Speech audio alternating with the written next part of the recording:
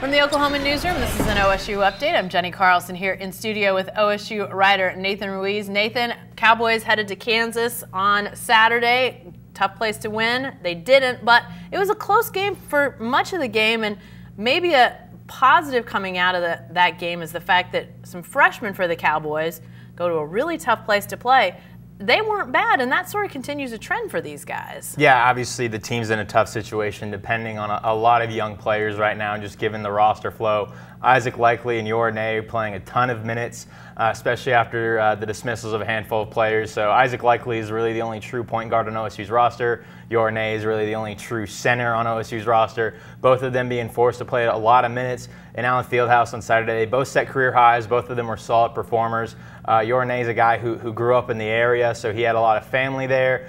Maybe some nerves to start out, had a turnover on OSU's first possession, but seemed to really settle in. 8 points, 3 blocks, 3 rebounds, 3 assists. Isaac Likely kind of continuing a nice trend for him of playing a lot of minutes and playing effectively and efficiently. Since the dismissal of Michael Weathers, who was his primary backup, he has a 3-to-1 assist to turnover ratio. So he's a guy who's really stepped up. Nay scored a career high in Wednesday's loss to TCU, comes away with 20 points in that one. So both these guys playing a lot of minutes. It bodes really well for OSU's future, I think. Point guard is such a tough position for any freshman to play. And then to add in the fact that he's got such a big minutes load, the toughness of the Big 12. I mean, I have to think that what Likely's doing, again, these are bright spots in what's becoming a really tough season for the Cowboys, but that has to bode really well, not just the rest of this season, but you know, he's going to get there's going to be more point guards on this roster at some point. He's going to get help at some point. Yeah, absolutely. It's great for him. You know, he was a guy who Boynton identified back before that European trip they took over the summer as the most advanced, the most mature of the freshmen. He won a high school state championship, which obviously is a lot different than competing for a Big 12 title, but he's a guy who's brought in a level of competitiveness, a level of maturity that Mike Boynton is really looking for out of that position of point guard, and he's gotten it. Isaac Likely playing over 34 minutes a game in the past 6 games. OSU obviously not being able to win many of those games, but it's hard to pin it on Isaac Likely. Obviously the numbers, the depth is just not there for the Cowboys right now. Those 2 guys are 2 of 7 available scholarship players for this team. So Mike Boynton dealing with a really rough situation, but he sees it as a silver lining, all this playing time that Isaac Likely is getting, all this adjustment to this role of a Big 12 point guard, all this playing time, all this development that Yornay is going through. So I think there's a lot of reasons to be excited. Obviously, it's disappointing when you look up there and you see that this team is right on the cusp of finishing with a non-winning Big 12 record for, I think it's the 6th straight year now.